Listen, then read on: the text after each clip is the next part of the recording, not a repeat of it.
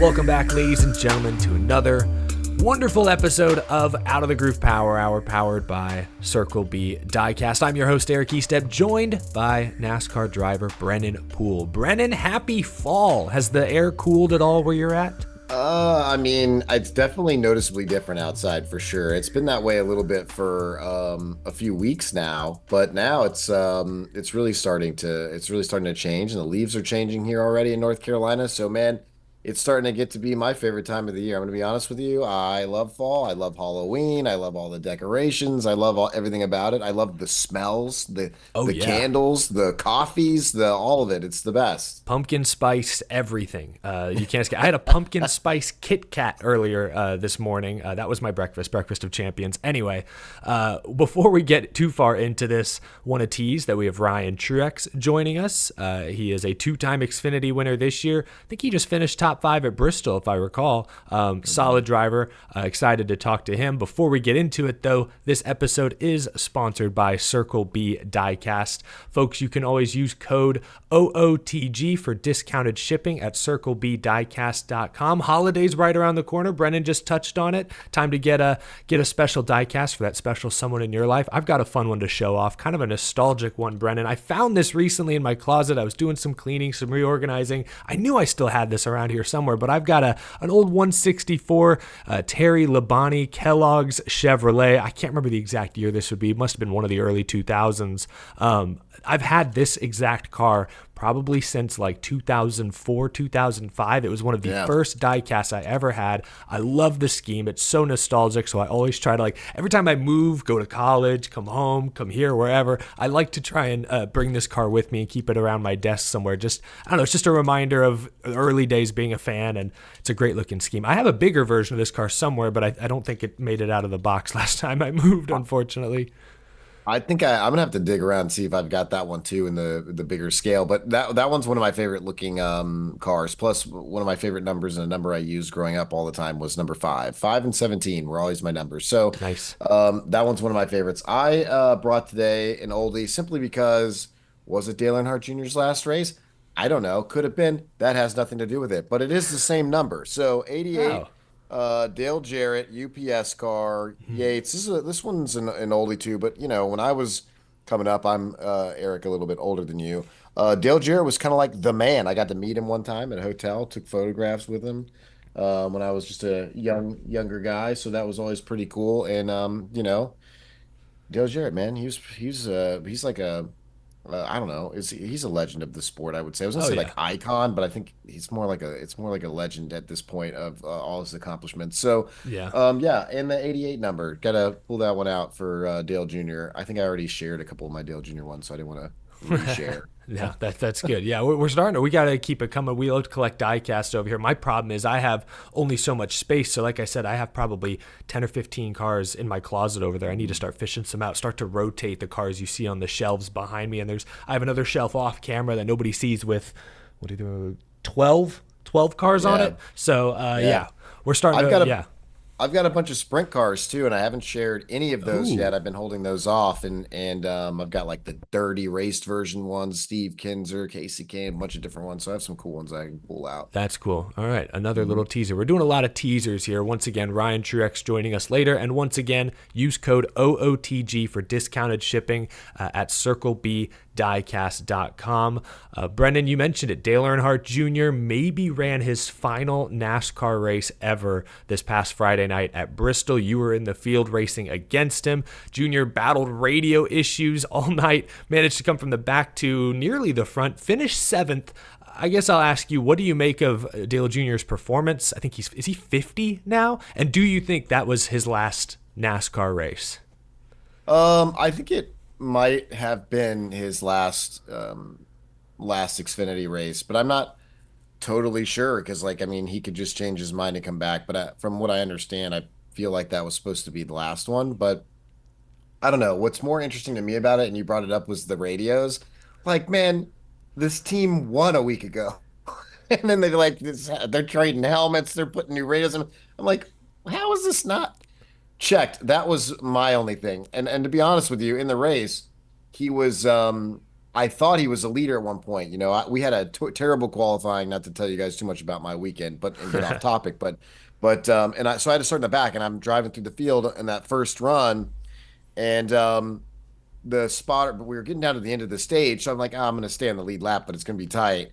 And I could hear him, oh, like, leaders coming out of two when I was like going into three. Oh, leaders halfway down the back, and I'm going into three. Well, then all of a sudden I get into this race with the 88, and I'm thinking, dang, he's probably the leader. And my spotter, sorry, Rick, it's not your fault. Not to call you out, Rick, but didn't I just assumed that the 88 was the leader? Like I just assumed he was kicking everyone's butt like he was the previous year. So I'm like racing the hell out of him because I'm trying to stay on the lead lap, and there's only like 3 laps to go. And so finally it ends, and I like give Dale like a wave. I'm like, like thanks, man, for not for like felt like he kind of like gave it to me.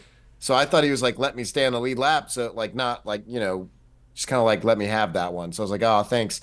And I go, damn, I was like, was the 88 the leader? And Rick was like, nah, he had to pit and do all this stuff. I'm like, I wish you would have told me. I wouldn't have raced the hell out of him for Wow. no reason at all. So, anyways, Oof. that was my junior moment of of the weekend. But and we also, for those of you who don't know, we had all those gloves that went to charity. The skeleton Yeah. glove auction just ended, right before we recorded this. But that was really cool. So I want to thank everyone that bid on my gloves because they actually went really high. Like I was up there with some of the guys, and I was like, man, that's awesome. So thank you to my fans who bid on those gloves. Really cool. Juniors signing the gloves too, and myself, and then a bunch of pretty much like every driver did it for this weekend. They're raising money for the Dale Jr. Foundation, so that was really cool that he did that too.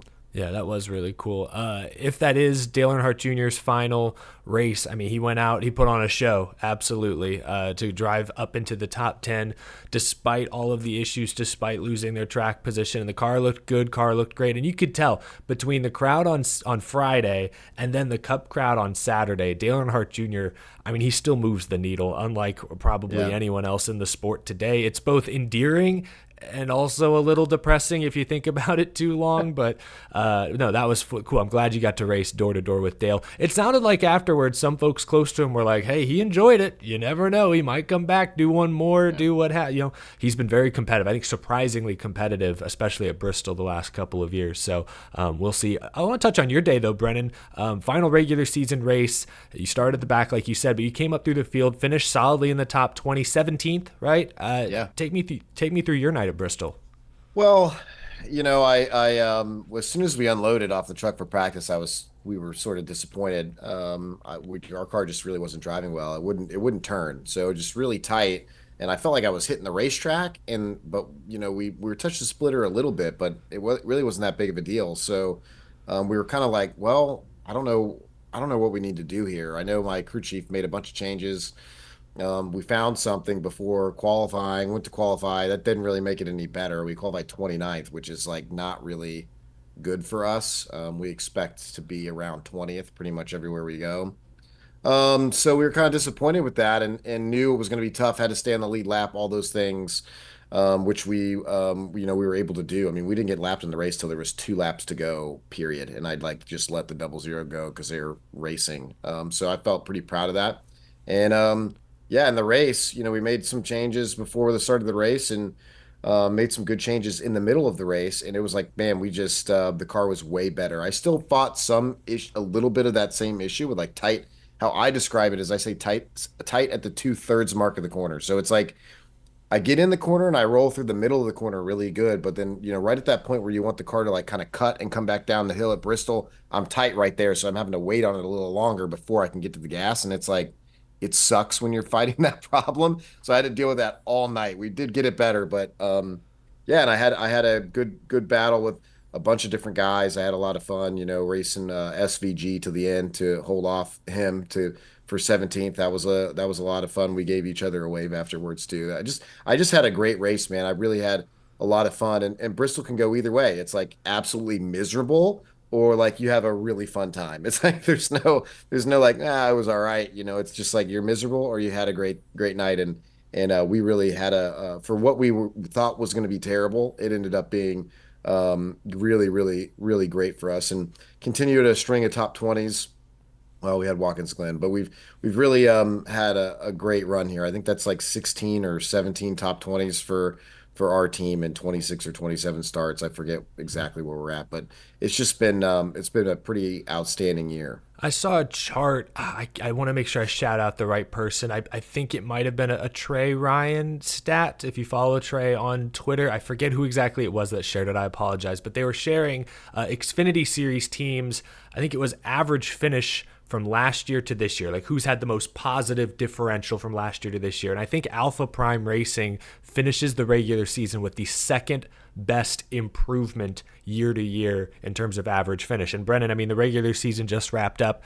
You're 16th in points, just missed the playoffs by a few spots. You're right behind a JRM car in the standings. Like, I mean, it's got to feel pretty good about how well this year went with your first year with still a relatively new team to see that kind of improvement year to year. I mean, you certainly deserve a lot of the credit for it. I'm sure that's got to feel pretty good. Yeah, I mean, I think at the end of the day, this is pro sports, and I think sometimes people try to look at it a little bit differently because it's racing. But this is something Tommy Joe kind of got my mind thinking about things a little bit differently. It's just pro sports, and you win with people, and you have to have the right people in place. And so we may not have everything. We don't have all the tools. Haven't had one leased engine all year. We haven't. We don't get. None of our cars are scanned and put in a sim, so we don't have any of that data to use and run models and try stuff. We don't get load numbers. We don't get anything. So it's like we don't have any of that information. We run on a quarter of the budget of most of the bigger teams. So, for us to be sort of in that fight every single week, fighting in the top 20, fighting to on the back part of those playoffs, I think is like, man, it's super, super rare and special. This is just a special group of guys. Frank, my crew chief, Peyton, the engineer, Clay, Jay, Chase, everybody on the R44 team are just they just really stepped up this year to make sure that we didn't have any mistakes. And really, we've had no car failures this year. Knock on wood, we had two engine failures in a loose wheel, but nothing we could control back at the shop. It was all things that had nothing to do with my guys. So I'm really proud of that, and we've made a lot of good decisions. Frank, ton of experience. Frank Kerr made a lot of great decisions during the race and put us in position to get those finishes and get those results. And I think it's been big for my career. So I'm very thankful to Tommy Joe and Cesar Bagarella and Frank and all my guys for all the hard work they put in to give me this opportunity, because I think it's sort of put my name back in the mix in a lot of other bigger conversations for what we were able to accomplish this year with not hardly any resources at all. Yeah, that's awesome. That's great to hear. I'm not going to ask you about 2025 contract stuff. I know you got a lot of things going, moving parts behind the scenes. We'll save that maybe for our next episode in October. But we are sort of the unofficial Xfinity Series show. Before we move off of Bristol, shout out to Cole Custer winning the race. I believe he also won the regular season championship as a result, so looking to defend his full season title from last year. But I want to mention Sheldon Creed, Brennan, another second place finish. I've lost count at this point. It's well into the double digits, still looking for his first win. So I told you this before we started, but on my other show a couple months ago, I would say lightly critical of Sheldon Creed. Basically what I said is that clearly he's good, but like 4 years ago when he won that Truck Series title and was winning several races a year, I would have considered him one of the top, future Cup Series guys. But now he's done well in Xfinity, a lot of good runs. He's making the playoffs, good teams, but like all the hype's going towards Connor Zilic or like a Corey Heim or even a Christian Eckes who's moving up to Xfinity next year. Like we haven't put Sheldon Creed's name in that same conversation in a while. That was my criticism. I don't know that he's a top prospect or anything like that. Well, since I said that, Brennan, he has been absolutely unbelievable. I believe he has, doing the math real quick, 6 top 5 finishes the past 8 weeks. Still hasn't won. Still hasn't won that race, but he has been all over the race lead, leading laps nearly every week. Same story at Bristol. I mean, you raced against Sheldon. I don't know if you know him super well personally. He'd be a good guy to get on this show at some point if he'd be willing to do it. But what do you make of Sheldon Creed's season, and what's his ceiling? Where could he go in the future? Well, I think his ceiling is hard to discuss because you just really don't know. You know, each level you go up, it gets harder, and it's just you never know what someone is capable of, or where they'll, mentally everything go to in order to get it done. So that's a tough one. But I think, I mean, realistically, just he's just had a good year. I mean, I know he wants to win, and we talk about it. How is this possible? 13, or I think it's 13 second place finishes without a win, which is like the most before a win now, I think, which is an interesting record to hold. I'm sure. I think he said he didn't want to have that record, but um, I think just very consistent. He's gotten to a place where him and the crew chief and the team and the engineers, they all kind of understand a little bit more of what works for him. And I think you're just seeing that now. I think at the beginning of the year, there was a point where they could have lost um, faith in one another on being able to get to where they needed to get for performance. And I talked to Sheldon at Richmond this year in the beginning part of the year, and I was like, listen, man, because I know Sheldon pretty well. I was like, you can't lose confidence. You've already finished second, however many times you've had. You've won truck races, truck championship. You can drive. That's not the problem. You just got to figure out what works for you, and you got to execute a race. It's not. Don't let it get to you. So I did tell him that, and I still believe that, and I think now that is starting to that confidence and that the stuff starting to get on the other side. Okay, well now we've now clicked off about seven top fives in a row. Is that what it is? So like, It's a lot. just it's a lot. So just eventually it's going to go his way. And he's been so close so many times. I mean, even when he drove the two, he basically about won Darlington. He's battling Kyle Larson for the win, and they're door banging at Darlington. I mean, that's that in itself, I think, is pretty amazing. So just don't lose the confidence. Keep fighting, keep pushing. He's going to get there. And then I think once he gets one, it's like all Yeah. that pressure is relieved, and then it's just like more just starts flooding in on you. So I Yeah. think I think he'll be fine. He just has to get over the hump, and I believe he will. I believe he probably will before the year's up in these last seven races. At this rate, he's got to. I mean, it seems Yeah. like he's knocking on that door he's slamming on that. He's got one of those like battering rams you see in like cop shows. Yeah, I mean, my only other, I think, concern with Sheldon, and you mentioned this, it took him some time maybe this year to earn that trust or to build that chemistry with his new team at Joe Gibbs Racing.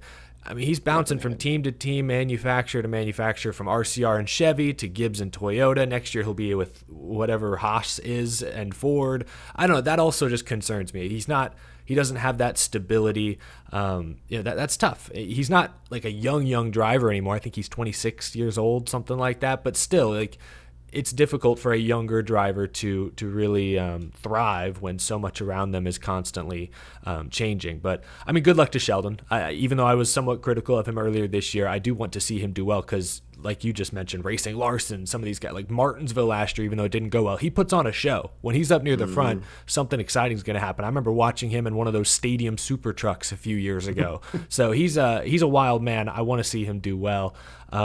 Before we get off the Xfinity Series completely, Brennan, I'll just put you on the spot. The playoffs begin this weekend at Kansas.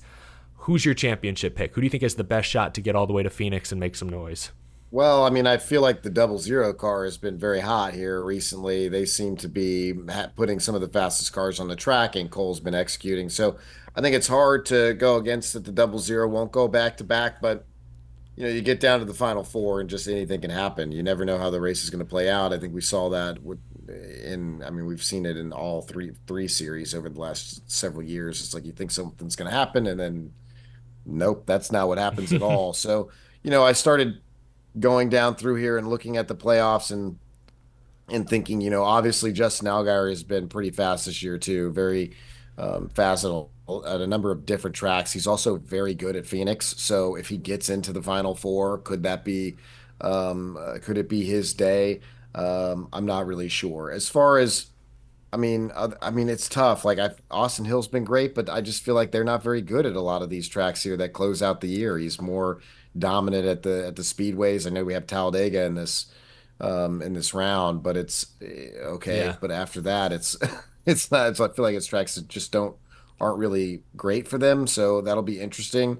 Um, I don't know. Chandler Smith hasn't really been, Well, super what hot jumps all out at year. me So, about the Xfinity Series is no one has more than of the regulars. No one has more than 3 wins this year, and that's like we're talking yeah. about SVG, where all due respect, they're all coming at road courses. There's one road Hmm. course in the playoffs, so I don't know that screams championship Hmm. favorite. So like it is very open. If I may, I can tell you're pondering. You're running down the list. I have It's my so pick. hard. I have my pick. I think this is Justin Allgaier's year. He's been to the championship for like 5 or 6 times. He's come up just short every single time. I think he breaks through. I think he gets there. He goes in as the number 1 seed, so he's got a few more points, slightly bigger cushion. And the stat that jumps out at me, he has more than double the stage wins of anyone else this year. And I know at Phoenix Yeah. stage wins don't matter, but that tells you he's running up front. Remember Phoenix in the spring, he was cruising to the victory, Dominating it. blew a tire Yeah. in the final corner or one of the final laps. So I think this is the year. If it's going to happen, this is the year Justin Allgaier breaks through. So I'm riding with the 7.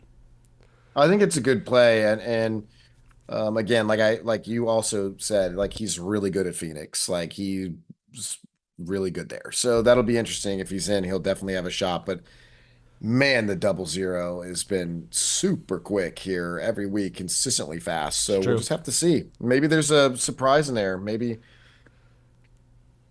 one of these guys does something spectacular in the playoffs that we're not even thinking about. So we'll just have to see what happens. But that's what also is kind of cool about the playoffs, because there could be one of these drivers whose team hits something just at the right time, and they are hard to beat through these last seven, and you weren't expecting it.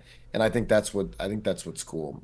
Yeah, I think we're bound to see it at some point, whether it's in the Cup, Xfinity, or trucks. Like someone's going to hit something and you're going to be like, what the heck? And they're going to go on a run for 7 races. And then you're like, wow, yeah. At this point now, the Xfinity and Cup schedules mostly align, but for Xfinity, it's like the 2 rounds before Phoenix are so different. You have a road course Hmm. super speedway kind of wild card round, and then if you get through that, then it's pretty straightforward. You got a couple of mile and a halfs, a short track at Martinsville, which can be zany, but like this first round, you mentioned Austin Hills wins his races at super speedways. That works for him. SVG's got the Roval, but if those guys get through, I don't Who's a know that. knockout? Yeah, it could knock out. It could What knock out happens an if the Allgaier or what a happens if Creed and what happens if the 48 wins Talladega or the Roval. I or the mean, Roval? He's yeah, good at road courses. good point. I mean, Kansas is probably most likely a Gibbs style track that one of those cars will probably win.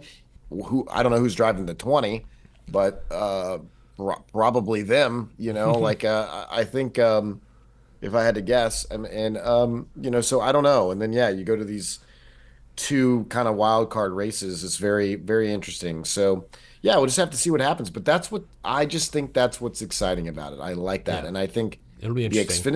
Xfinity series to me is the best race to watch right now of all three. Especially this past weekend. We don't have to dive into that. I don't want to get yelled at. But by fans and everybody else. But I just feel like the playoffs this year, to your point, are going to be pretty intense, because I feel like the majority of those guys it's really tight, man. At least Yeah, among those first like 8 cars, like they're all good, yeah, and they've all won races. And when you look through the top 8, like Riley Herbst's been surprisingly fast this year. Sam Mayer also fast, kind of gets himself into some trouble sometimes, but all maybe or if that doesn't nothing. happen. Yeah, Jesse Love is consistently a top 10 car. Can he pull through and win one of these things at one of these places? I don't know. SVG, road course first round after that. I don't, it's going to be it'll be challenging, I tough. think, for him to get in the final four. But yeah, Chandler Smith, always fast. Austin Hill, Cole Custer just now. I mean, those are the top 8 guys. Behind them, you still have Sheldon Creed, AJ Allmendinger, Sammy Smith, Parker Kligerman. It's stacked. It's really is stacked. So who knows? But the 7 and the 00 for sure are the front runners. Yeah, I think so. It's going to be super interesting to see how this Xfinity series wraps up. Before we bring Ryan Truex in to talk more Xfinity series, also talk a whole lot more. He's doing some interesting stuff behind the scenes that folks may or may not even know about. I think is very interesting. let's touch on one of the big Cup Series storylines from the past week. I don't know if you have a take on this, Brennan. I know you've driven for Rick Ware Racing in the past, but this past week it was confirmed that Justin Haley and Corey LaJoie are swapping rides for the remainder of this season. Justin Haley will continue to drive for Spire into next year. I thought it was interesting that Rick Ware wouldn't commit to Corey LaJoie past these 7 races. I guess my question for you, we'll start here. We'll start with Haley. What are your expectations for Justin Haley supposedly teaming up with Rodney Childers and Spire? There's also rumors out there Spire may be pursuing Tier 1 status with Chevy. We'll see if that deal gets done. They could be a lot faster, big boost for them. But what's your expectations for Justin Haley? I mean, I feel like the 77 and the 7 and the 71 at times have been pretty quick. I mean, like more raw speed, I would say, than some of the those guys that aren't like aligned with a big Watkins team. Glen a couple weeks ago, that was the first time all 3 finished top 10. They all snuck into the top 10 in that race. And it was a road course, granted, but like still, I think that says a lot. I think it says a lot too, and I feel like yeah, I mean, Justin did a great job proving himself this year, taking what seemed to be a step back. I don't think it really was. I think it probably was a step forward given the circumstances, but um and basically just, worked really hard and was very focused and determined and put a string of really good races together. And I think it got everyone thinking, maybe he is better than we thought. So I think also, Justin has pretty good financial support behind him. So that is definitely a big play here in this move, without a doubt. I think Corey has done a good job in the 7. I think this new car is goofy, and I think it depends on who you're working with. That's the best way I can say it, because like Corey gets out of the 7, gets in the 9, runs worse than he ran in the 7. What? Like, before this car, no way that it's just not even Good point. thinkable. It's not Yeah. possible. So I think it really comes down to the people, the chemistry, because these cars are basically spec cars. I think engines and engineering support and those types of things, little things create more raw speed in the cars at times. But for the most part, the cars are pretty much the same, the closest they've ever been. So I think I expect Justin to do what he did this year in the 51, but maybe just like a little bit better with a little bit more opportunity in the 7. But again, if the crew chief and the chemistry and those things are off, I think it could just very well easily go the other way. I don't think Yeah. that's what's going to happen, but I think that is a possibility. I think Corey going to the 51, I think he'll still probably run about how he's been running in the 7. I don't think it'll be that. I think Rick puts a pretty good car on the racetrack, and they've been growing and getting better. And I mean, Justin's ran in the top 20 multiple times this year and has like top 10s at like non-speedway tracks. Like they've really are continuing to build that program and make it stronger and making it a desirable place to want to be. So I expect really that car to run about the same as it's ran. I also think the crew chief on the 51 is super smart. I think he's a great guy, and I think he can just about get along with anybody. Is it Chris Lawson over there? Yes, He's a Truck Series champion. So yeah. yes, he's a very good crew chief. He drove himself. I raced against him in late models, so he's very good. I've always thought he was an excellent crew chief. So yeah, I don't think anything will change. I think they'll still run good. I understand not committing to Corey on Rick's side for next year. I think again, funding is a big part of that. Sure. You have to have a certain amount of backing in order to just even break even. These cup teams are expensive. They're spending Oh lots yeah. of money to be this competitive. And pretty much all the teams have to. They're all doing it now. When you see a car that comes in that's not sort of spending all of the money, they're getting lapped like 15 times Like at this, Bristol the and poor sport. 66. Yes, it's like they're all putting a lot of money and a lot of effort into all of the 36 cars on that field. There's really not one in there that's like half in it. It's No. So I think the funding will be an interesting thing. I'm very interested to see who ends up in the RWR cars for next year. That's going to be Because they interesting. have not announced the Because 15 they haven't. either. Yeah. No, they're still kind of open. They may not be behind closed doors. I don't know, but Mhm. we'll have to see what happens. But I'm interested to see what happens. I'm interested to see where Corey ends up.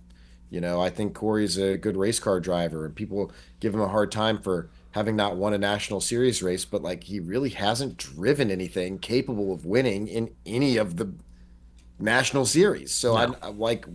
I feel like he's just always made the most out of his opportunities, and I think he's done that at Spire. So it's kind of a shame that he is getting pushed out of there because I feel like he still has done a great job this year. Maybe not as strong as what some people might This year, say compared to I would say Hocevar, but I don't think it's far off in my opinion. I just don't. I I think in just terms of speed, they've been close, but no, I mean Mhm. LaJoie's made numerous mistakes this year Mhm. that other drivers just aren't making. So my argument, I think if we're going to compare this to like a stick and ball sports type trade, Yeah. I think Spire wins the trade. I think Justin Haley, young driver, but actually has a lot of years of experience. He has some funding, like you said. I think he has a higher ceiling. I think they win the trade, but I don't think Rick Ware got fleeced by any means. I think LaJoie actually fits what they're trying to do over there because he has experience, racing around 20th to 30th, building a small team, getting better. I mean, he's been a part of Spire as they've improved over the last few years. I just think he's more comfortable, frankly, in that position. I think there are some drivers who, when you put lofty expectations on them, when you give them all these tools and say, hey, it's on you now, some rise and make the most of it. Others, I think, you crack under some of the pressure. And I think that's some of what we've seen from LaJoie this year. Spinning Kyle Busch at Pocono, spinning Kyle Busch at Watkins Glen, seen him on the drafting tracks make some mistakes. I mean, he was basically the only guy to spin Yeah. out on his own at Bristol the other night. Like, I think he's just pressing a Yeah. little. And I think going to Yeah. Rick Ware next year, some of that pressure will be off his shoulders. It'll be more familiar territory. And I think he'll do, like you said, he'll run at least as well as he probably did this year, maybe even better. Well, I think you said it pretty well.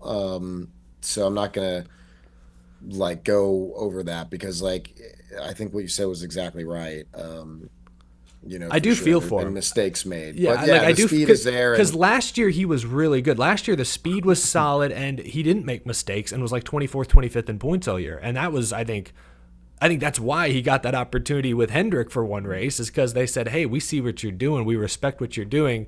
We'll give you this one-off, whatever it's worth. We just want you to know that we see you. That's why it's just disappointing that this year expectations were raised, more money from Gamebridge, speed should be there. Hocevar, hot rookie doing his thing, and it just crumbled. It is disappointing. I think LaJoie's a solid driver. I think he's a good dude yeah. off the track. He's been on this show. He's a good dude. But this year it just And I think you got to didn't look on work. the other side of it too and look at the 71's performance and how that performance there has not been very good too, and arguably the worst car in the entire field. Yet don't know exactly where Zane's going, but I feel like he's getting a better opportunity. Yeah, you That never makes know. zero sense, but Yeah, it's okay, tough. you I know. think fans, or not fans, evil fans and owners love the unknown. Like Justin Haley, I think he'll be good next year, but his only Xfinity wins are on super speedways. There's like I have some questions about Justin Haley, and then like Zane Smith. This year's been pretty abysmal. He's been a little better the second half of the year, but he's a Truck Series champion. He's still really young. We don't know. It's like drafting in the NBA. It's like drafting a kid out of high school who like looks ferocious, looks insane, but you don't really know if that's going to translate. It's that boom or bust, all or nothing. It's why people gamble, I suppose. Like it's that thrill. Like Corey Yeah. LaJoie is, he's been around. We've seen Corey LaJoie. You kind of know what you're going to get. Justin Haley, that could be the next Jeff Gordon. You don't know. We don't know. We haven't seen it in Cup. So that thrill is why Zane Smith maybe and Justin Haley get these opportunities. They're also just younger. To your point, though, I do want to circle back on one thing you said about Rick Ware becoming a more viable destination. I remember a year plus, when Haley announced, hey, I'm leaving Colleague for Rick Ware. I think we can build something special here. This is actually like a lateral, if not step up move for me. A lot of Mhm. folks rolled their eyes and said, I mean, Colleague, they're not great, but like AJ's getting him in victory lane once a year. Like, Rick Ware Racing? Really? Are you sure? I think Justin Haley, at this point, we can say proved all the doubters wrong. The way he ran this year and how he has now been able to leverage that into a slightly better opportunity, I would say. I think it's safe to say Justin Haley proved the doubters wrong on that one and did show us that Rick Ware Racing is a solid team. To your point, there are no bad cars anymore in the NASCAR Cup Series of the 36 chartered entries. And I think whoever goes to Rick Ware next year, if that's LaJoie, if that's someone else, they'll be able to make some noise. Some weeks here and there, they will make some noise and surprise some folks. And you can argue that they might have pressure on them to do what Justin did. That is true. That's true. You know? Yeah. You have someone to directly compare against now who did well. I mean, Justin Haley was like top 10 at Darlington, I think, in that car. That's pretty crazy. That is pretty crazy. That's pretty impressive. It's crazy, yeah. So with that being said, good conversation, Brennan. Let's bring Ryan Truex onto the show. Won twice this year, recently won Daytona. We'll talk to him about that and a whole lot more. Let's introduce Ryan Truex. Ryan, thank you so much for being on the show. How's it going today, man? How you doing this morning? It's good. Had a long morning so far, but glad to be on. Appreciate you having me. Yeah, well, we appreciate you making the time for us. Brian, on this show, we really like to get to know a lot of the stars of stock car racing. So I'm going to start you off with a nice, real easy softball question. Where and when did you first start driving race cars? I started in Bandoleros in New Jersey. I think I was 14. So I started late. Yeah, compared to late. Everyone around me, I started really late. But I've been around racing my whole life, obviously, with Barton, racing from as long as I can remember. And before him, my dad raced the Busch North Series. So it's been a family thing. And, I started late. I always loved racing, but I didn't really have an interest in driving until later, probably when I was 11 or 12. And then it was a few years of begging my parents to let me do it. I'm sure Brennan knows what that's like. I had a brother that did it, and they were like, "All right, you go be a lawyer or a doctor or something safe and stable." But yeah, I took the racing route, and here I am. Did you consciously, even at 11, 12 years old, think, yeah, I want to go do, more of a normal job, and then it just one day clicked you wanted to drive race cars? Or do you feel it was always kind of in the back of your mind, it just took years to finally, take that step? I just wanted to try it and see if I was any good. I was with my brother's, so this would have been 2004. I was with my brother's motorhome driver, who's a close family friend, and I rode with him from, I don't know what track it was, but we were going to Indy. And he was like, all right, I think I was 12, right? 2004? Yeah, 12. He was like, all right, we're gonna make a pit stop. And we stopped at a go-kart track, like a legit one where you have to wear a helmet, and they're like, real go-karts. Not like a family fun center. I got you. Not like not like NASCAR Speed Park. We went in, and he paid, and he gave me a helmet and said, here you go try it out. And I don't remember exactly, but I feel like my lap times were decent enough where he was like, you should probably try doing this for real. Because it was my first time ever driving anything that was anything like that. And after that, that's when I was like, all right, I'm going to try this. And then it was 2 years of begging to finally get a race car to go drive competitively. Then the rest from there has just kind of been snowballed. I was 15, I raced legend cars. When I was 16, I was racing late models. I guess 15, 16, and then stepped up to the East Series. And then every year from then just moved up a series. As soon as I get good enough to start winning, my dad was like, all right, you need to move up. And, got to the Xfinity Series, and that's kind of where I've floated for a while, kind of just in the national level. But yeah, it's been, from 14 to, I guess, 21 was Bandoleros to Cup. So pretty quick progression. Yeah, that's pretty speedy. I assume with your family, was it always like, let's work our way towards NASCAR, or was there ever any consideration to go try, a different pipeline or a different discipline altogether?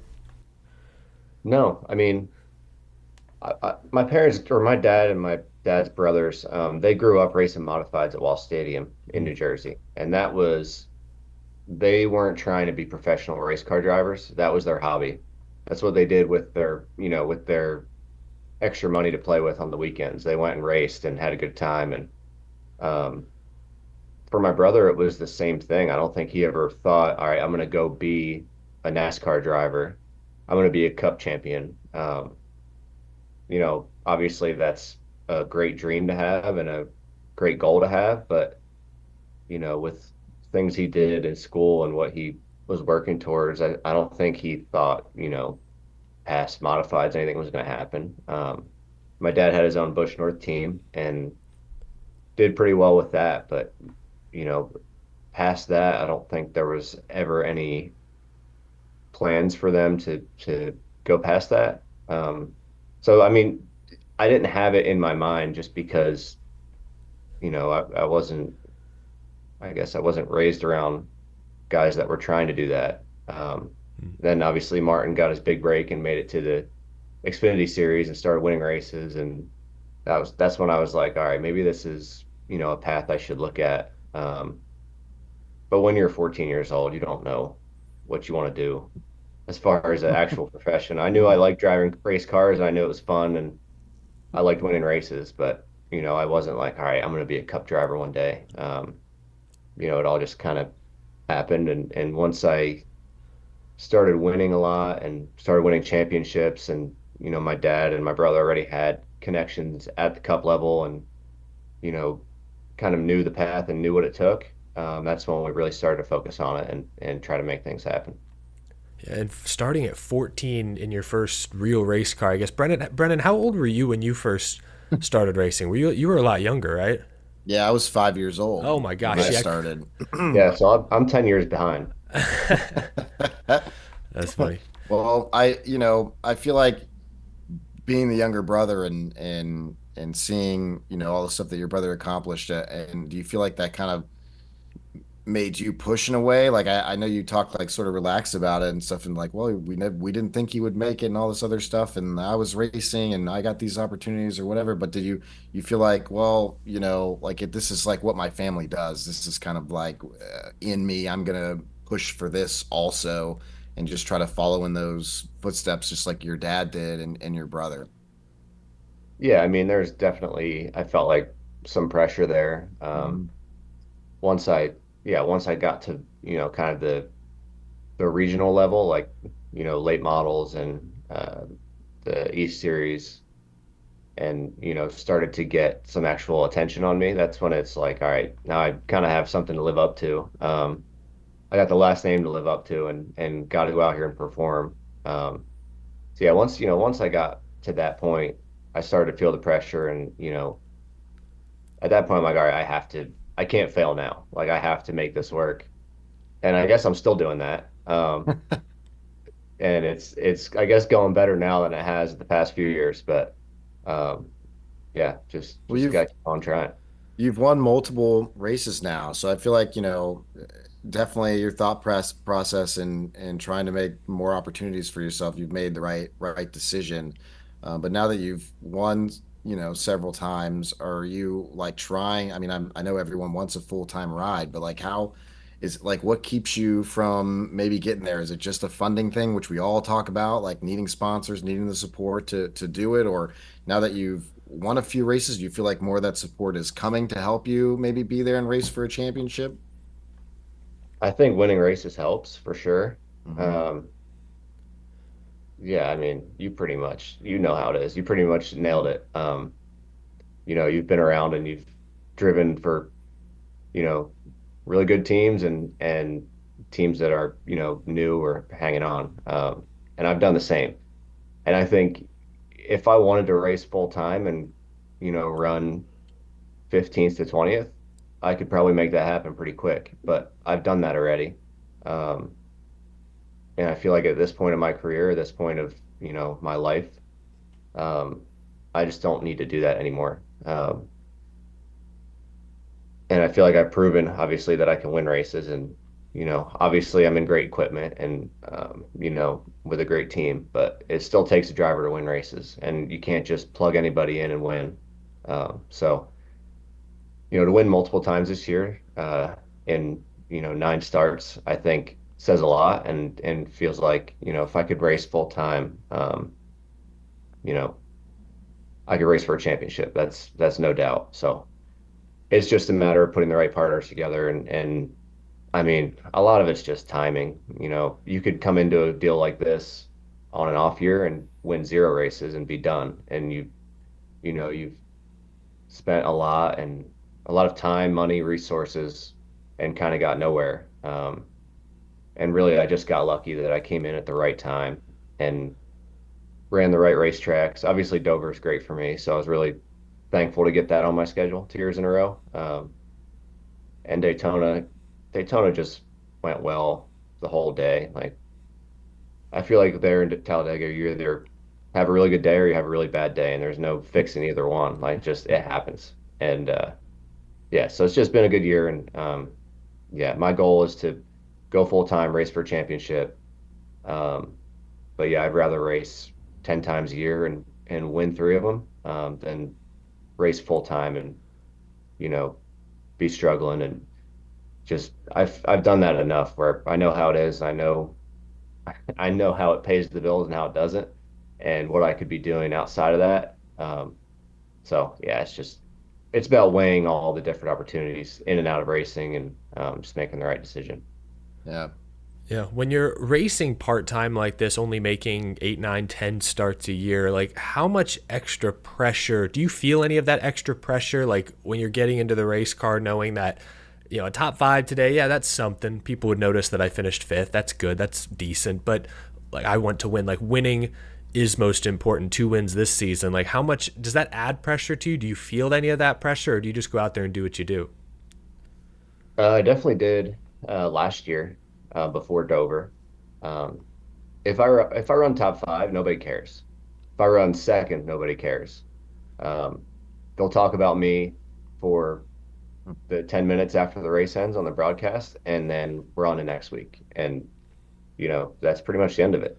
Um, so I knew, with this opportunity, especially last year, if I didn't win, I was probably done. Like I kind of self-imposed that, if I don't win a race this year, or at least get really close, that's probably time to just do something else because this sport will grind you down. And I've been around a long time and I've been close a lot of times and always felt like I've been in the wrong place at the wrong time.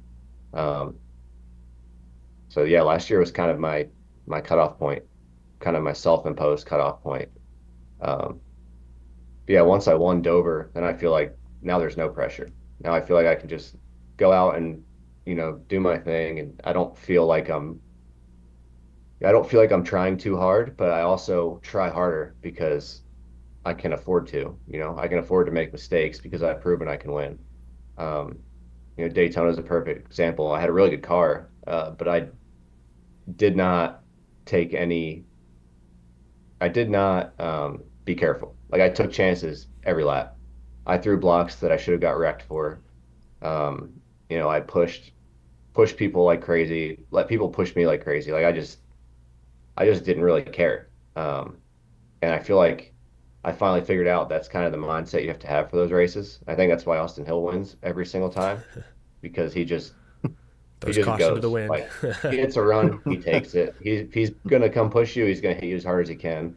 Um, he might not be clear, but he's gonna clear himself. Like it works. And, I feel like having that win last year has allowed me this year to be more aggressive, but also have less pressure, which is really a good combo. And I feel like that's what Cup guys have when they come to Xfinity. They know that they can win and they have no pressure because they're Cup guys. They deserve to be there. And, they don't really care if they go out and wreck it. So they just go out and drive, as hard as they can, take all the chances, and it usually works out. So I feel like that's helped me a lot. This is a little off topic, but I read recently that you last year spent over 100 days in the Joe Gibbs simulator. We talk a lot about like full-time, part-time rides. That sounds like a full-time job for me. Fans, I feel, don't hear a lot about what goes on during these sim sessions. Can you kind of break down what a typical simulator session looks like, or what that contributes to a team? Yeah, a lot of people don't talk about it, and it is very interesting. Yeah, so last year and this year, yeah, kind of my job away from the track is I'm the full-time sim guy for JGR on the Cup side, and TRD kind of on some back end like R&D and development stuff. So we use the TRD simulator at TRD in Salisbury. And it's 2 or 3 days a week, full 7 hour days. And a lot of it's, building tires and R&D stuff with setups, running setups for the track that we're racing at that weekend. Just it's not very it's definitely interesting. It's not flashy or I guess exciting. It's just a lot of running laps and looking at squiggly lines and running more laps, looking at more squiggly lines. Um, but I enjoy it. I feel like it's made me a really good driver. It's helped me it's helped me learn, you know, more about how tires work, more about how to get to the limit of a tire, what happens when you overslip a tire, what it feels like when you overslip a tire. And I've done a lot of work with the Cup guys at JGR, the drivers, and getting to look at their data and learn why they do the things they do. Like why is this guy lifting slowly into this corner, or why is he mashing the throttle here? I can talk to them and they can tell me, and I feel like that's been huge for me just to learn different driving styles and different techniques, and just get to know those guys. Uh, it's been really cool. So yeah, I've been doing that now this will be my second year. Next year will be my third year. So I've got to do a little bit of wheel force testing with that, drive the new Cup car. So that's been really cool. And yeah, it's been fun.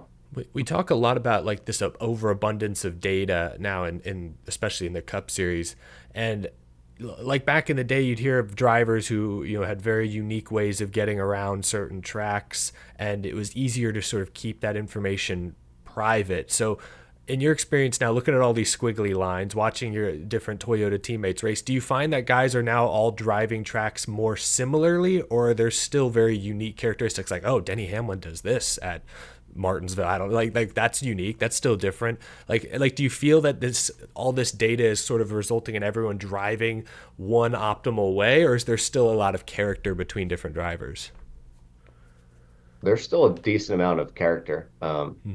I think it's probably not as much as it was with the old car, just because the new car, with the little sidewalls and diffuser, and you got to drive it straight. You can't get it too free. I feel like that's narrowed it up for sure. The delta between how this guy drives and this guy drives has closed up. But there is definitely still some unique differences. A lot of tracks where you shift, some guys shift, some guys don't. They, shift at different times when they do it, what part of the run they do it.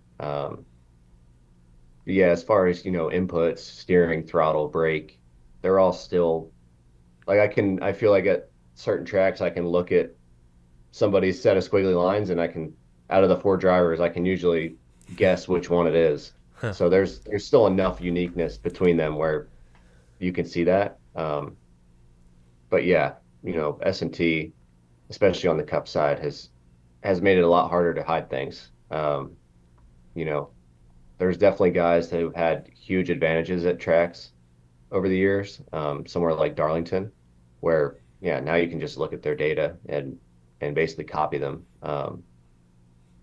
But just copying data is not, that's what I do, and it's still not easy. You still have to have the feel for what you're doing and have to know why you're doing it. But yeah, S&T has definitely closed the field. Do you have any other races on your Xfinity calendar for this year? Bristol is my last one as Oh of right boy. now. All right. Well, then hope to see you on track full time next season, contending for that championship. Ryan, we really do appreciate your time on Power Hour this week. Good luck this weekend, and hope to see you at the track again soon after that. All right. Appreciate it, guys. Huge thank you again to Ryan Truex for being on the show. This has been truly a powerful hour of content, Brennan. We are in danger of running past the hour. Hopefully folks don't mind. One final shout out to our friends at CircleBDiecast.com. Another reminder, use code OOTG, stands for Out of the Groove, to get discounted shipping at CircleBDiecast.com. Brennan, as always, we wrap up these episodes with the fan question segment. What do people want to know? If you're watching this on YouTube, please leave a question down below. We may answer it in our next episode. We had a couple good ones from our most recent episode, Brennan. We'll start with this. Actually, two people effectively asked the same question. Jeff Lewis and Racing Guy 2448 both asked, how many instruments can you both play? One specifically asked, Brennan, are you good at guitar? I can play a lot of different instruments, surprisingly. Really? I think that's something that most people probably don't know about me. But yeah, I've got a couple guitars back here. I love it. That's The guitars my look super nice. Gibson Les Paul. That guitar is really old. It's over almost 20 years old. Very valuable, custom color. It's one of one. Do There you is pl- no do you other Gibson that looks like that. It is one of one. Wow. Do you play it, or does it just sit there and look pretty? No, 'Cause it does look I pretty. play it. I play it. Nice. I've been making some songs. Many of Ooh. you guys, if you remember my car, younger one, go check him out on Spotify. But it's like YXRGXR1. Sorry, there's X's in there. It's hard to spell. But we've been Kids making these some music, days. so I've been playing a lot. And That's awesome. this is my Squire Stratocaster. It's like it's made by Fender, but it's not like a really expensive guitar. It's just one that I just like I just like take and kind That's of. what I have. Yeah. I've got a bass over here. I've got a You have Epiphone a acoustic second chair. guitar. Wait, you just pulled a Yeah, I've second got chair into the frame. I didn't know yeah, you yeah, had two 'cause this is chairs. where I have two chairs because this is where I've got this one too. We- This is the guitar younger one's been playing Oh, that's a clean. bunch. That's after Kurt Cobain from Nirvana played one just like this. That looks super nice.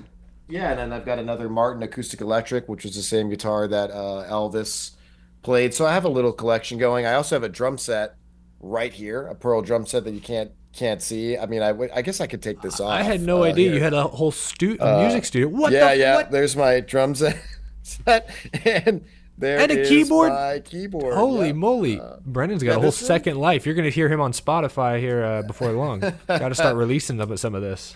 Yeah, so I've got some cool. So I got a couple ukuleles that were my step grandfather's. He wrote music. So I got two ukuleles that are from the '80s. So they're like kind of like they're Martin ukuleles. So yeah, I've got a nice little collection going. It's something that I'm just like really into to playing and creating That's my amazing. own I had no stuff. idea. So I yeah. knew you played a little guitar. I did not realize you had such an elaborate skill set, Yeah. Brennan. Oh, and I got one back there that's in the corner too. That guitar is actually signed by Lit, the rock band. If any of you know that, like I am my own. We're saying, Bro, I've seen Lit perform live twice this year. Once That's cool, yeah. Once at Signed- Daytona, obviously they were at the Daytona summer race. This one is also if I can reach it, not rip my headphones off. Yeah, this is Puddle of Mud. Those of you that know. Oh yeah. Oh Wes wow. Scanlon, Oh, that's so cool. Lindsay's family helped. This Puddle is a of Mud, great her question. Brendan is killing this question. This is like the all-time greatest fan segment of all time. dad. Yeah, so I've got some cool stuff. That's super random. I happened to have just seen Lit twice this year. They were performing at Epcot when I was on vacation at Disney World earlier this year. So I was like, oh, I'll stop by. I know a couple of their hits, and they were fun. And then, of course, they show up to Daytona in August. And I literally said to them, I'm like, hey, I saw you guys at Epcot earlier this year. And they're like, oh, no way. Like, do you guys just not leave Florida, I suppose? Anyway, that's super random. Well, Brennan has me beat. I can play guitar a little bit. I have just, like, kind of like you, I have just an acoustic Fender guitar off camera here that I'll just sort of jam on.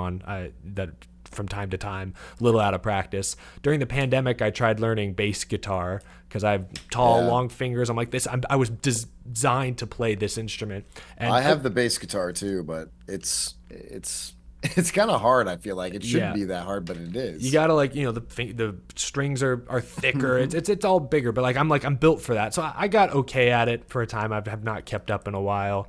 But other than that, I mean, I played drums a little bit as a kid. I begged my parents as a kid for a drum set, and they were like, "No, that is way too loud. Where are we gonna put it?" Eventually, they compromised and got me like a cheap from like a garage sale like electric drum set someone was getting away, so I could at least sort of learn the patterns and have the feel of it. But it obviously didn't hit quite the same as an actual full-on drum kit. Other than that, I don't play any instruments. I played clarinet in a middle school band. My fiance's whole background is in like band and music, and so she a few months ago pulled out her clarinet, and I hadn't picked up a clarinet since 8th grade, so at least 10-12 years, and I could still make some. I could say, okay, I remember a few of these riffs, what do you call them, just melodies. But that was kind of weird. I was like, well, I haven't played a clarinet in some time. That's it. That's my musical expertise, so you will not be hearing me on Spotify or anywhere anytime soon. But that was a great question from both Jeff and Racing Guy. One final question. This one is racing related. Maybe we should have ended with the music question, but back to racing for a second. Napa Racing fan. This was from a few weeks ago, but they asked, Brennan, did you enjoy racing the super speedway package at Indy or Michigan, or should they run a normal intermediate package? What do you think? Yeah, I think that's a good question, and I really believe that the Speedway package works really well at Indy. I think that race was pretty exciting, and I actually enjoyed running the race there. I think they could still probably improve on it. I think the best is when we had those like nose scoops and everything back, was it like 2017? That race, that was nuts. That was I really four wide across fun. the line. Like, yeah, that was wild. Awesome. I think they should probably do something like that for Indy. Michigan, I feel like the racing is better when it's left open. The track's starting to wear out a little bit more. It's creating a couple of starting to get where there's a couple of options. And if we can create where we're having to lift, I think the racing could be it could be even better. So I feel like that they might look at that a little bit more for next year or in the next couple of years on trying to change something there with both of those races. So we'll see what happens. But again, the Speedway package I thought was great at Indy, and I just think at Michigan the racing's better without it. I would agree. As a fan watching from the stands, or in this case from home, I think I would back that up. Yeah, Indy was kind of fun, different, gives it some charm, makes it look different than the Cup race the next day. But Michigan, no, Michigan, the speed, you got to open these things up. I don't know if the Xfinity cars would be hitting at the end of turn one, into turn one, but it's still thrilling. Almost 200. It would Yeah, be close, so. Yeah, we were just like easy wide open. Like it wasn't even a thought. It's just like being at Daytona or Talladega or maybe even easier. You're just, never lift the throttle. And it was hard to pass. That was the thing, is it just, you didn't see as much movement as we've seen at like Atlanta, for example, like New Atlanta. You're afraid to pass because if you try to pass and you don't complete the pass, you're freight trained and you lose 12 spots. So you might as well just stay in the line and wait for someone else to try to make the move, and they mess it up. So no one wants to do anything. And yeah, I think it's better with the open package there. I agree. Hope you agree, or let me know what you think, Napa Racing fan, if you agree or disagree with our takes down in the comments below. Once again, if you have a question and you're watching us on YouTube, leave it in the YouTube comment section. If you're listening to us on Spotify or Apple Podcasts, tweet at us. It's just at Brennan Poole, right, on Twitter, and mine's at Eric Estep17. Just send us a tweet, and we may answer your question in the next episode of Power Hour. We've got at least a couple more of these left before the end of the year, so I'm sure with the playoffs now in full swing, we'll have a lot to discuss in future episodes. Brennan, thank you so much for being here. As always good to chat with you. Thank you all for listening. We will catch you on the next episode of Power Hour. Have a good one, y'all.